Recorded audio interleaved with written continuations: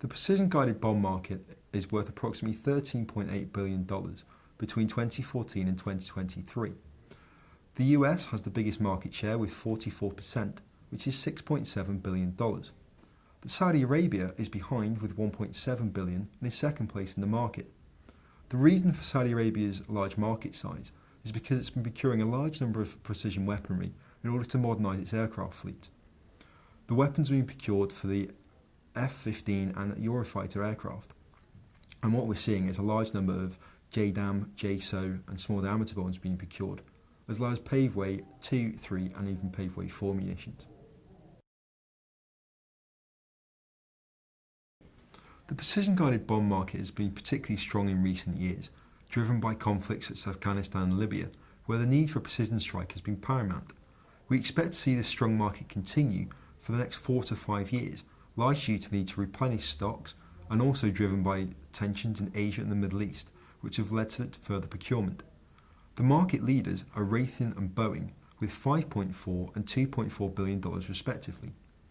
Raytheon's growth has been driven by sales of the JSO and STB-2 munition, whilst Boeing's success has been driven by export orders for the JDAM to Israel and South Korea, and also the STB-1 munition to the UAE, Saudi Arabia and Israel as well.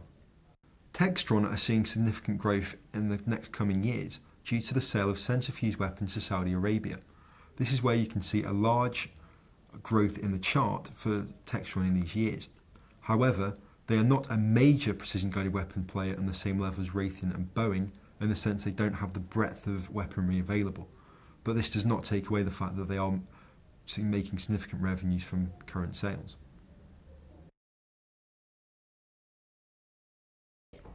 The current trends in the current precision-guided bomb market are quite interesting because we're seeing a move away from low collateral damage weapons towards larger precision, more powerful bombs. That doesn't mean that precision is unimportant. Low collateral damage is extremely vital and remains key on the battlefield.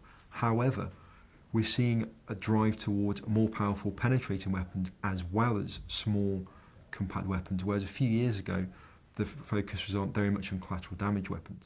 For example, the US have actually cut their small diameter 2 program whilst increasing the number of JDAM munitions they're procuring by about 18% last year. This is a sign that they are looking for greater power and punch whilst not necessarily looking for small diameter munitions. They're also looking for a cheaper munition that can deliver the desired effect.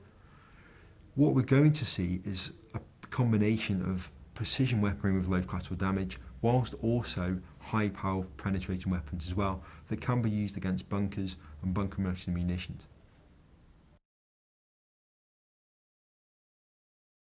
JDAM and Paveway are important munitions purely because they offer scalable effects, with the option for warheads ranging from £250 for Paveway and £500 for JDAM, all the way through to the £5,000 BLU-113 warhead, which can be used with both Paveway and JDAM kits.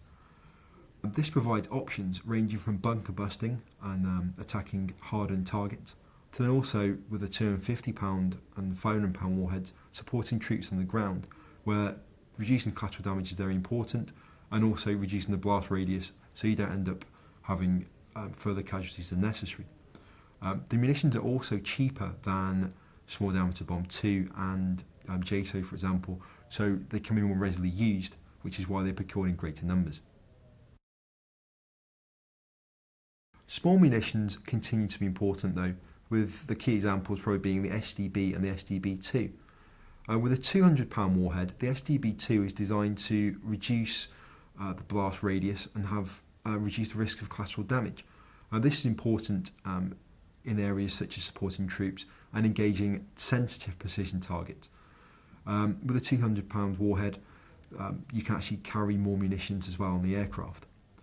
The weapon features a tri-mode seeker, which is made up of infrared, millimetric radar seeker and also laser guidance, providing a high level of accuracy in all weather conditions and battlefield scenarios.